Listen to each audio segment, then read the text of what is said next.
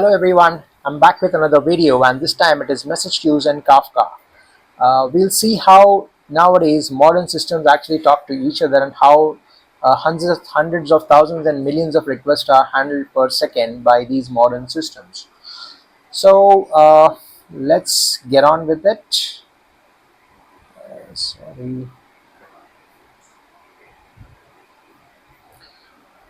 Okay, so imagine that I mean, it's a month end or a year end, okay, and you have lots of transactions. For example, there are lots of customers who are actually accessing your systems, okay, and you have maybe your application services or microservices, and you have your database connectivities, you have your backend, maybe CBS or partner connectivities, and due to maybe year end or month end, there are a lot of uh, you know transactions happening. It can be maybe accounts statements, validations, uh, maybe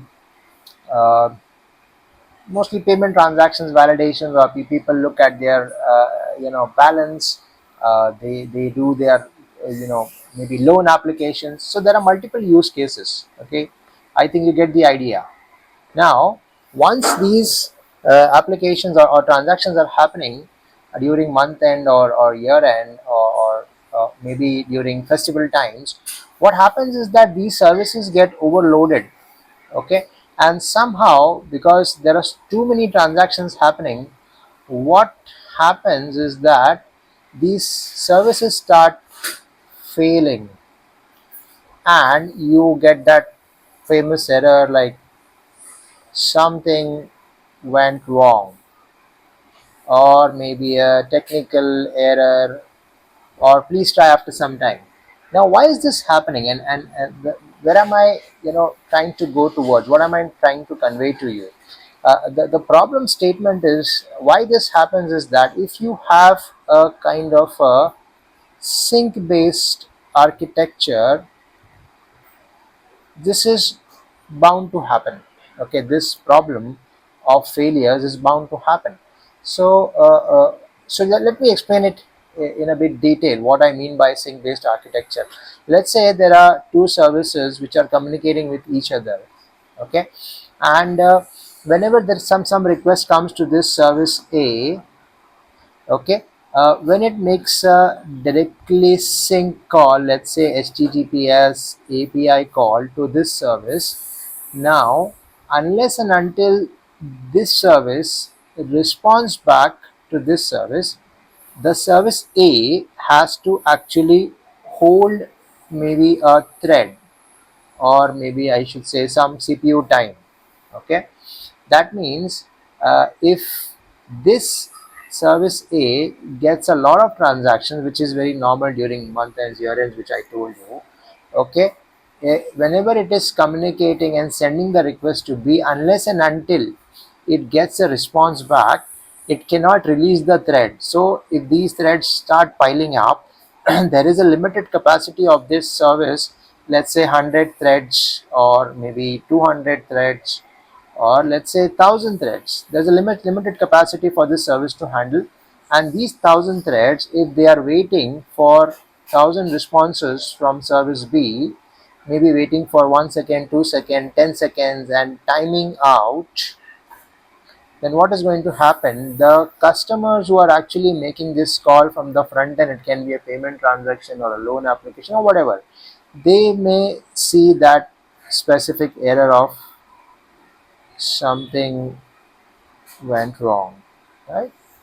Correct, because this service is not able to process so many messages because it is dependent on any a downstream service which is getting overwhelmed. Maybe this downstream service can be a CBS service, okay, where not only let's say if I say this is mobile banking, it must be getting requests from internet banking, it must be getting requests from ATM, it must be getting requests from branches, it must be getting requests from partners. So many people are bombarding these backend or this backend services. That is the reason it is getting delayed in sending the responses back. And because of the sync nature, that means these services have to wait for a response to come back, right? Because of the sync nature, this problem is happening, and the timeouts and the errors are coming, right? That is how sync communication works. So whenever you make a API call, a normal HTTP or HTTPS API call, that is always called as sync communication, where you have to wait. Your threads are, you know what threads are, right? Threads are the actual processes you can imagine which process the transaction. Okay, these are directly connected to the CPU and RAM for consumption. Okay, so this sync transaction is a problem. But how about, let's say, if you know we introduce a solution over here, where, let's say, I just delete this part. Okay, and have my service again, but this time I put all these transactions into a queue. Okay, that means my messages or my transactions are actually not hitting the service directly. They are just, the service is directly putting it into the queue and forgetting it. Okay, it is not waiting. That means my messages land over here, and this service, it can be anything like downstream service like CVS or any service, it actually picks up the message based on its own convenience. And here the the service is not actually not waiting. That means the problem where CBS was getting, or the downstream service was getting overwhelmed because of a lot of messages coming, or a lot of hits directly coming to it. Now it has the liberty to actually pick up the messages by in a slightly delayed fashion. So instead of real time picking up messages, it can pick up like 100 millisecond later or 200 millisecond later, okay, to process the message and process the transaction. So that is the concept of queues. That means instead of overwhelming the system entire backend system getting overwhelmed, the backend system gets the convenience of actually picking up the messages at its own liberty, or at whenever it is having a high or minimal amount of compute available to process that transaction. That means it is not crashing out, right? So that is the whole idea of message queue. Message queues are simple. Basically, one service talking to another service, there will be a queue in between. Okay, and that queue will have messages. Messages are nothing but, like, you can imagine them like objects which has the processing data. If you talk about a payment transaction, it will have details like from, to, account, customer ID, etc. Right? Now in this architecture, the service which is actually putting the messages is called as a producer. Okay, this part is called as a queue, and this part is called as a consumer. Okay, and this architecture is called as MQ, which is message queues. Okay, so this helps to reduce the direct load on the downstream system, as well as it helps this service also to not get blocked or not go into a waiting state, because it just sends the messages in a async format and then takes another transaction to process. And another advantage over here is that even if somehow this service goes down, your transactions may not be lost. When it comes up again, it can actually process these transactions. Okay, so this is how MQ works, and this is the concept of producer and consumer.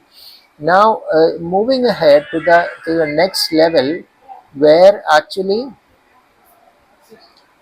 uh, we will talk about Kafka. Kafka is the next level, or the next you know, advanced version of MQ, I should say. It has a different, slightly different purpose. It also handles messages in a way. Okay, but there is not, I would not say slight difference, but there is a huge difference. So when I said that you have two services, there is a queue. Kafka also has a queue, but this time it is called as topics. Okay, and there also you have a producer, you have a consumer, but Kafka is being referred to as a event streaming system. When you say event streaming system means, if I talk about MQ, once a message is being, sorry, once a message is being picked up and processed, it gets deleted. Okay, directly it gets deleted. But if you're using, let's say, not MQ, but if you are using Kafka in a similar fashion, you will actually, even after message being consumed by the consumer, the message will still remain based on the retention time configured. Okay, why is that so? There comes the concept of event streaming, where you can have multiple consumers observing this message. That means once this consumer has, you know, taken up and process this message, another consumer can actually take up this message and process.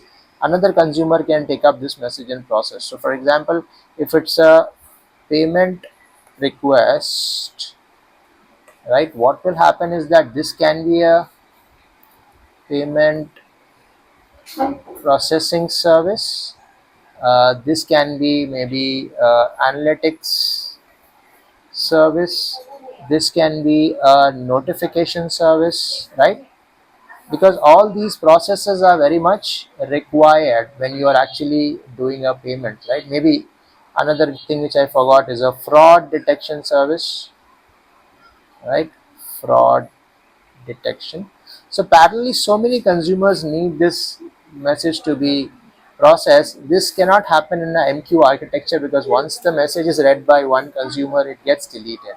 But since Kafka is an event streaming system which actually allows multiple consumers to connect to the message and then process the message, that's the major difference between MQ and Kafka. Now, one more thing I would like to explain over here in Kafka is that, you know uh, Kafka has something called as partitions also.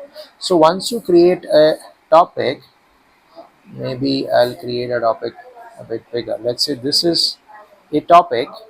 Okay, imagine like a queue. It can have maybe called something called as partitions. Okay, that means if let me take only one consumer this time, by the way. I don't want to take multiple consumers, otherwise you'll get confused. Okay, let's say consumer 1, producer 1. Okay, now if producer 1 sends a message over here into this queue, the message will actually be available into all these partitions. Okay, and consumer 1 can actually pick that message from any of the partitions. But why this concept of partitions is there? Because of horizontal scalability. That means this consumer 1 can actually have replicas. Consumer 1, consumer 1. Maybe if you're operating in a microservices environment, these can be pods, consumer pods, which can actually have dedicated connectivity to their own messages, right? So that means parallelly, let's say this is message 1. Okay, and maybe message 2, and maybe message 3. So if consumer 1 picks up message 1, consumer 1 another replica will actually pick up message 2, consumer 1 another replica will actually pick up message 3. So this is how parallel processing can happen. You can imagine how fast the system will process the messages. That means so many requests which are coming from the front end, from so many customer assets. When I say assets, it can be a mobile app or IB or anything. I'm taking banking examples over here.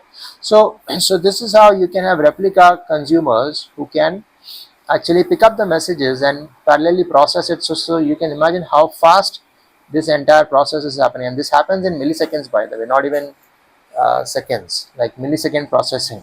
And once important part is that if once M1 is processed over here, the offset of this M1 will change. That means the consumer one, another replica, will actually not pick up this message, same way consumer one picked up message 2, so message 2 over here will not be picked up by this replica.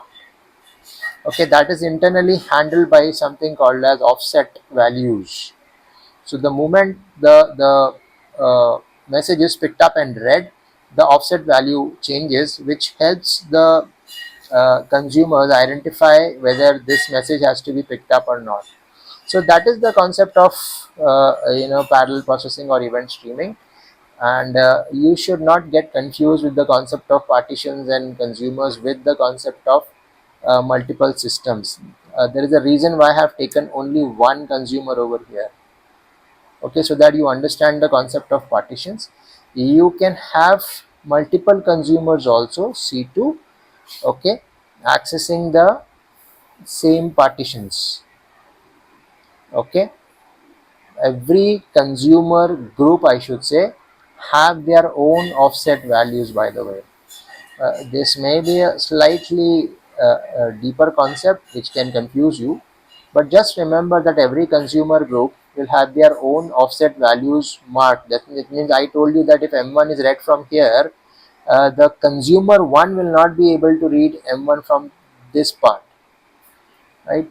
Wait, let me change it and give you some more input. So I told if M1 is read from here, then from here M1 will not be able to read by C1, but C2 can definitely read M1 from here or M1 from here as well, by the way, because his offset or its offset has not changed for M1. It will only change when C2 is reading it.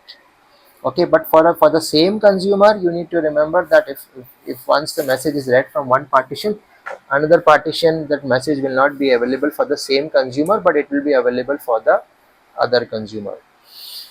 So I think I was able to explain you and articulate all the stuff with respect to MQ and Kafka. These are the basics of MQ and Kafka. MQ are basically used for reliable delivery, fast delivery. Kafka is always used for event streaming, right? Where you want specific events to be used, triggered, and based on the events action to happen. And the concept is simple. There is always a producer and a consumer and a queue in between. In Kafka terminology, that queue is called as topics. Topics may have partitions so that parallel processing can happen. Uh, okay, so I think if this was informative for you, do share the video or like the video. uh, Thank you, thanks a lot, bye bye.